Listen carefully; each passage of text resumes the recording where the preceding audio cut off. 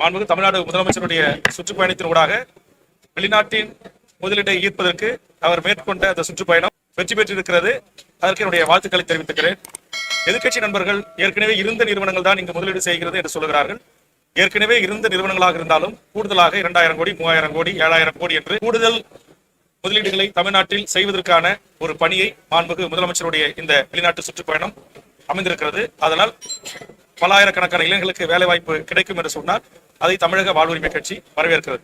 ஆனால் அதே நேரத்தில் அந்த வெளிநாட்டு நிறுவனங்கள் இங்கு அமையப்பெறுகின்ற போது இங்கிருக்கின்ற மண்ணின் மக்களாகிய தமிழர்களுக்கு அந்த நிறுவனங்களில் 100% வேலை வாய்ப்பை உறுதி செய்ய வேண்டும்.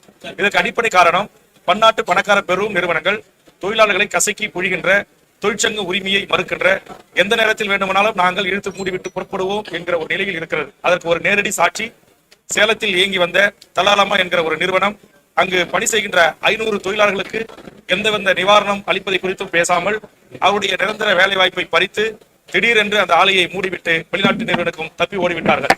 இதனால் வரையில் தமிழ்நாடு தொழில்துறையோ தொழிலாளர் துறையோ இன்றைக்கு 40 நாட்களாக போராடி வருகின்ற அந்த மண்ணின் மக்களுக்கு, அந்த தொழிலாளர்களுக்கு எந்த நிவாரணமும் கிடைக்கவில்லை. இதற்கு காரணம் பன்னாட்டு நிறுவனங்களுக்கு தமிழ்நாட்டை எந்தவித நிபந்தனையும் இன்றி தொழில் முதலீடு என்கிற பெயரில் திறந்து விடுவதை அனுமதிக்க முடியாது.